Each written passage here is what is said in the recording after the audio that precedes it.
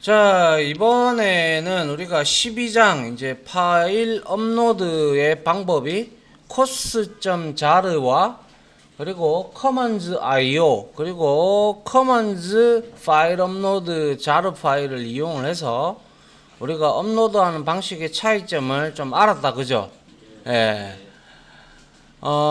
이제 그걸 이제 너무 뭐 지나가고요. 이제 13장 유효성 검사, 즉 밸리데이션을 검사하는 부분인데 이 부분은 여러분들이 자바를 하면서 뭐 아마 회원가입이나 이런 거 할 때 유효성 검사를 다들 좀 만들어서 해보신 경험이 있을 겁니다.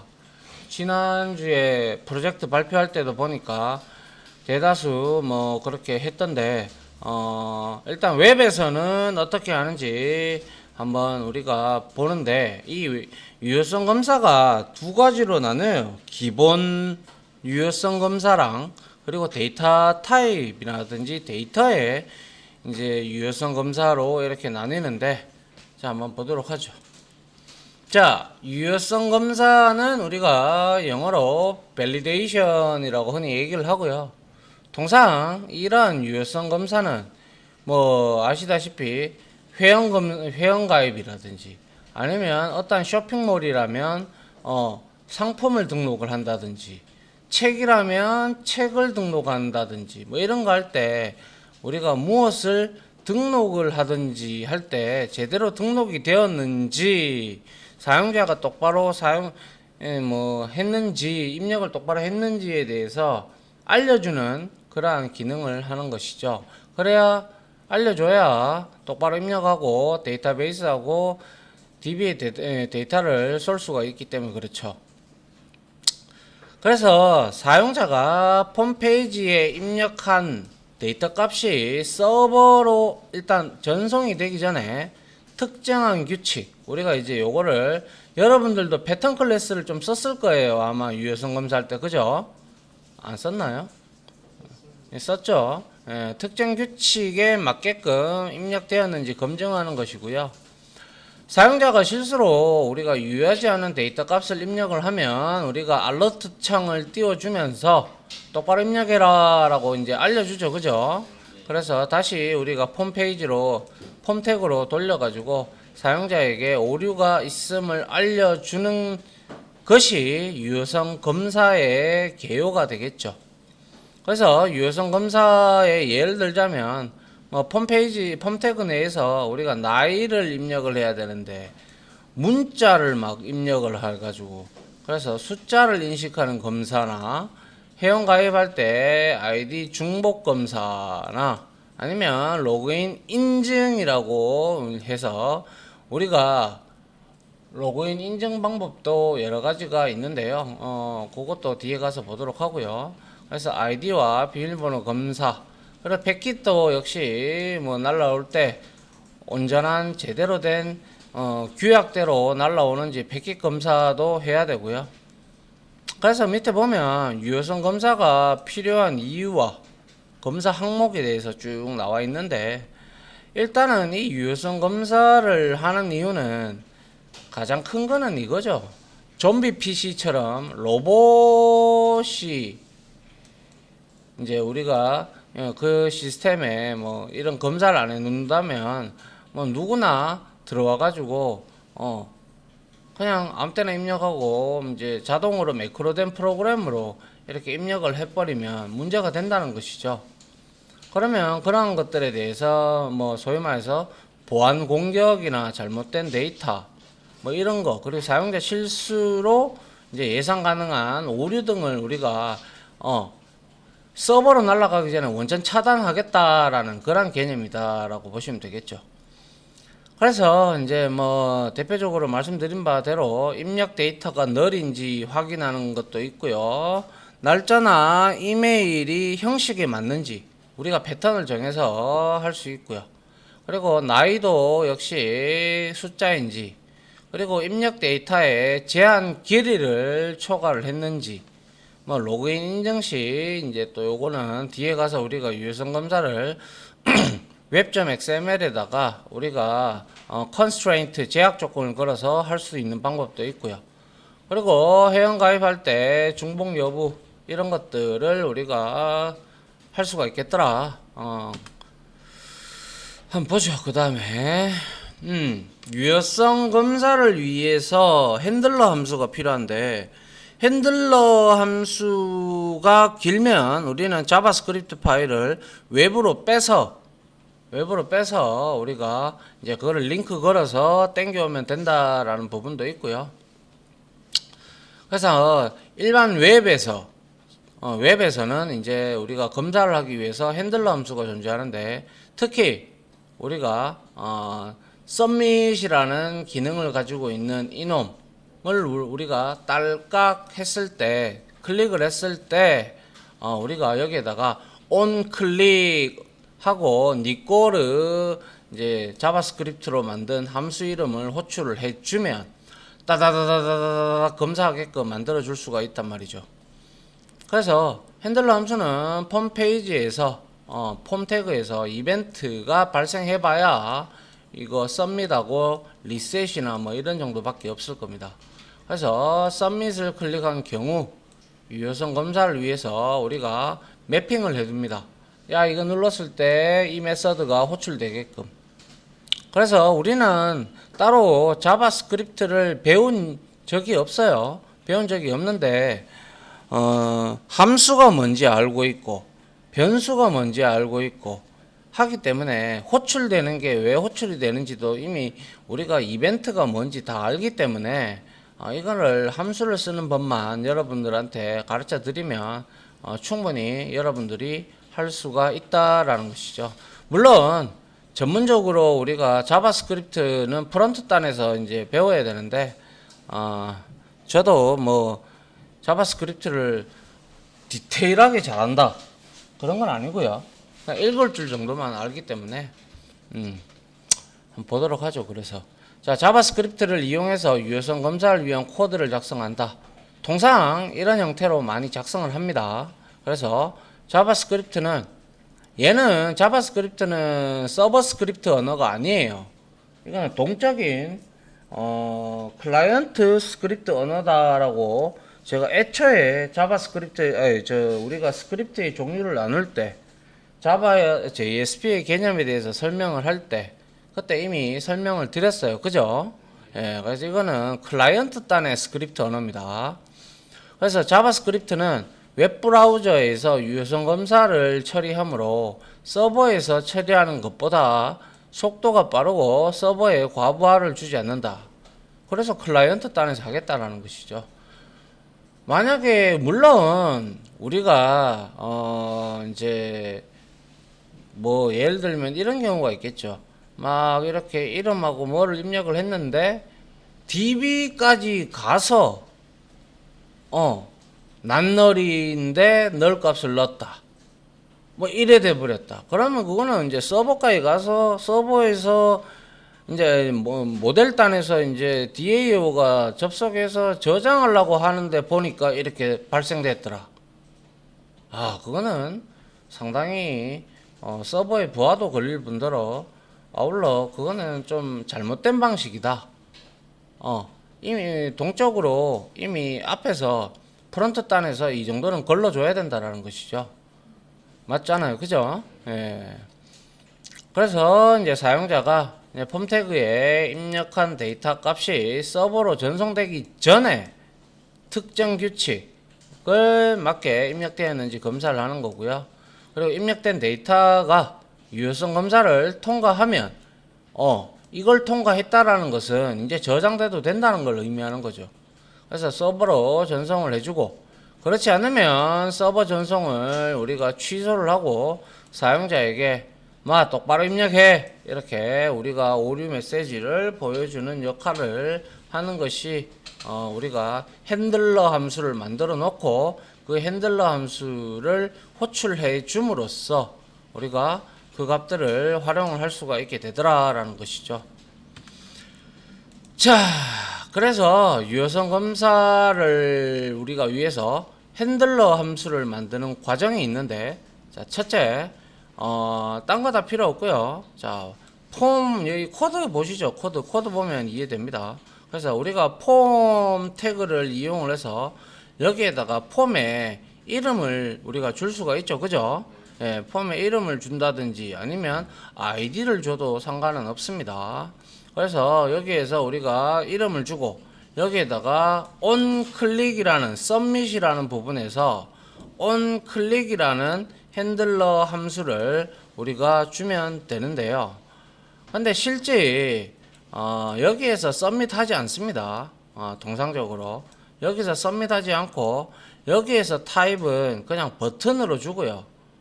버튼으로 만들어 놓고 그 다음에 이거 눌렀을 때 핸들러 함수가 실행이 이렇게 이쪽으로 올라가서 됩니다. 되면 여기에서 쭉 유효성 검사를 하고 난 다음에 우리 여기에서 이 윈도우 도큐먼트 폼 이름 그리고 여기에서 우리가 submit을 외치면 돼요. 굳이 여기서 submit을 할 필요는 없다. 왜? 그렇게 된다면 핸들러 함수를 통과를 해버렸는데 통과를 하지도 못했는데 재수가 없으면 submit을 해놨으면 넘어가는 경우가 왕왕 있어요. 그거를 이제 리턴 값에 따라서 이제 넘어갈 수도 있고 안 넘어갈 수도 있는데 그거를 우리가 애초에 차단을 하기 위해서는 여기에서 submit을 지정하지 않고 다른 여기에서 스크립트 언어 자바스크립트 함수에서 우리가 submit을 자동으로 호출되게끔 만들어주면 됩니다. 그래서 input 태그의 타입 속성값이 submit인 경우 onClick도 있고 여러가지 속성이 있어요. 이벤트에 관련돼서. 그래서 onClick 속성을 이용해서 핸들러 함수를 설정 또는 폼 태그에 여기에 폼 태그 여기에 보면 우리가 onSubmit이라는 속성도 또 존재합니다.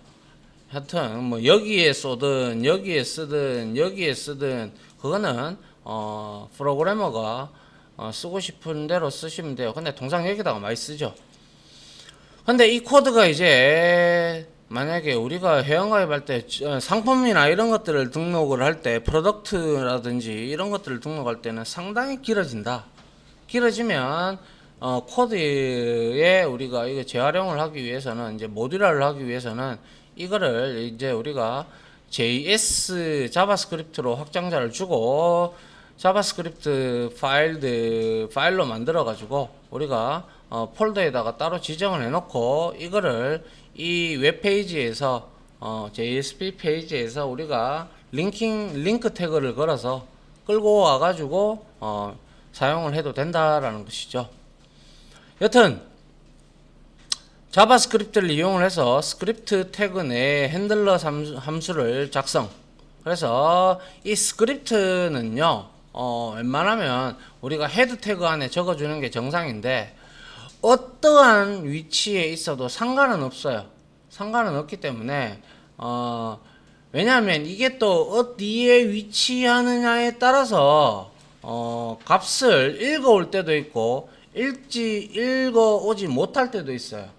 그렇기 때문에 분명히 제대로 작성을 했는데 왜 못 읽어오지?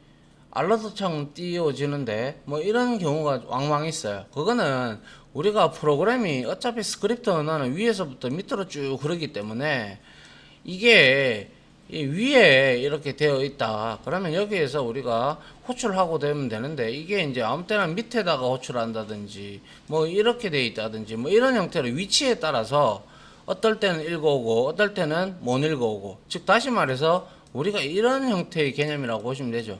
int i를 선언하지도 않아 놓고 이거를 맨 아래에다가 선언해 놓고 이 위에다가 i 값은 10 이거 됩니까?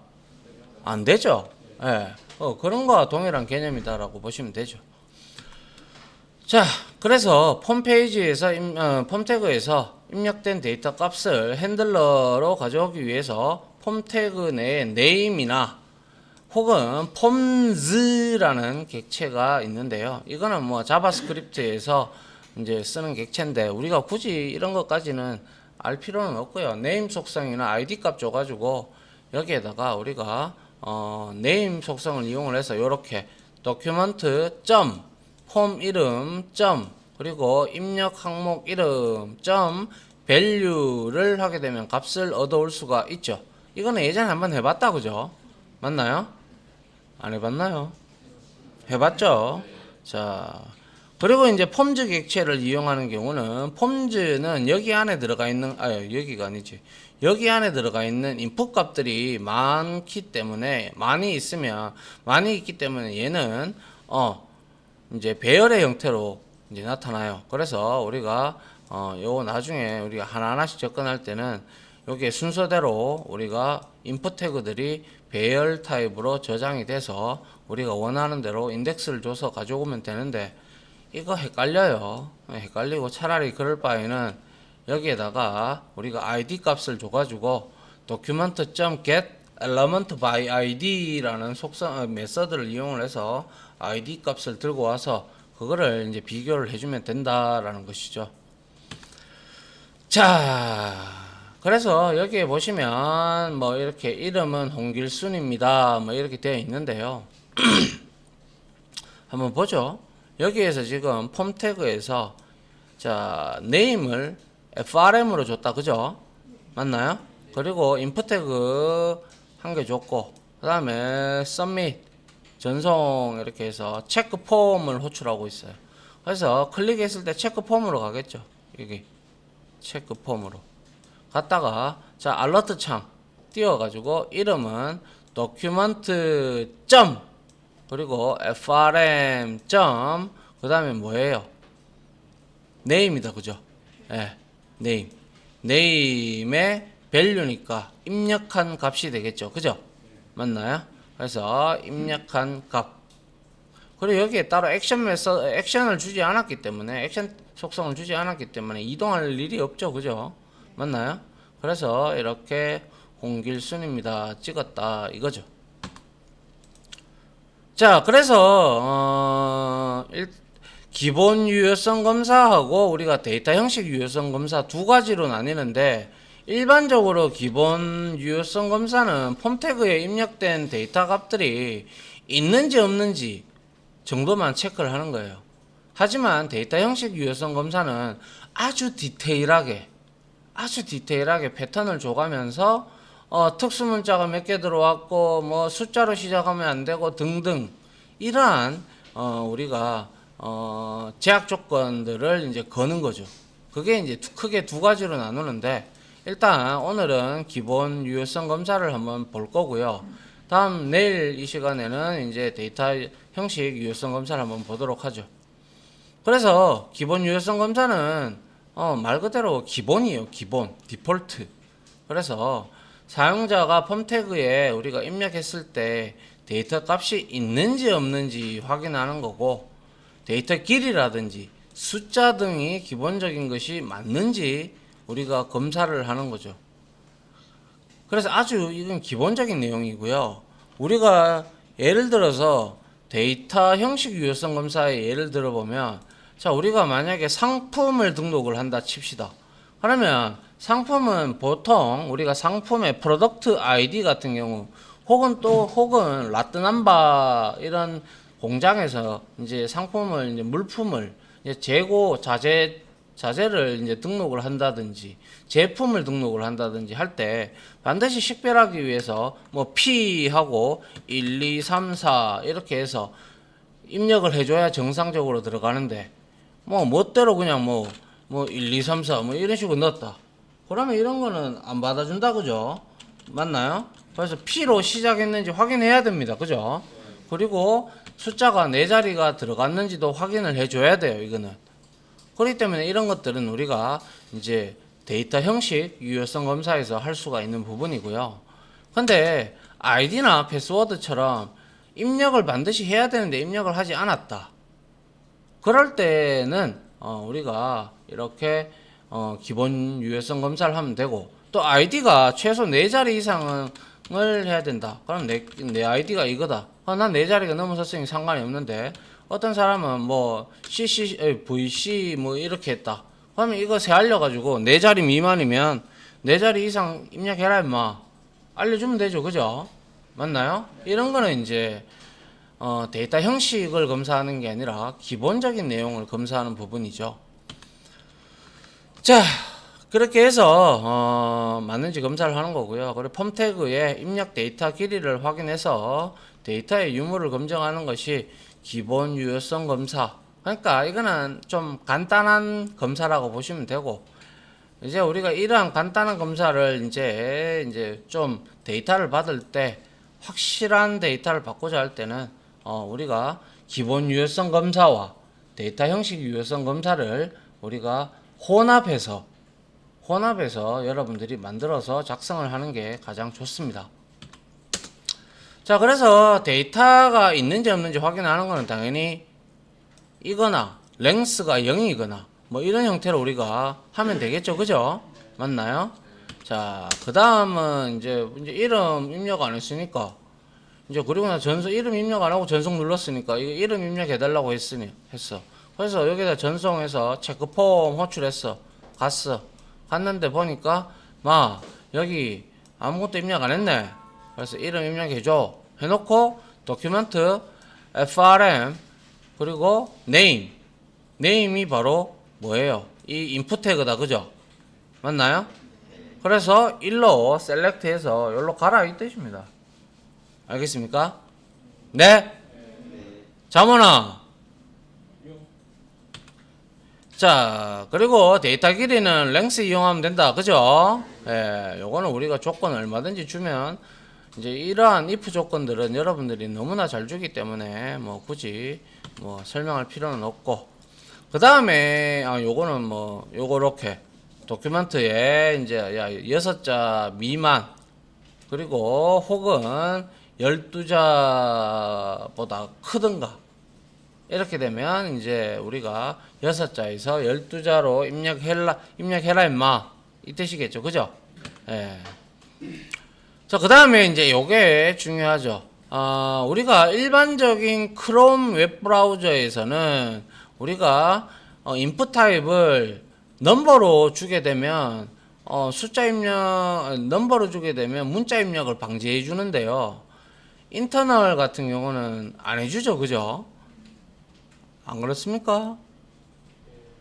아닌가요? 맞죠? 예, 그래서 그거를 이제 확인해 주는 게 이제 is none이라는 게 있어요. is none. is가 붙었으니까 불린이다. 그죠? 예, 그래서 is none은 뭐의 낙자입니까? is not a number 해서 숫자가 아니다 라는 뜻이 되겠네요. 그죠?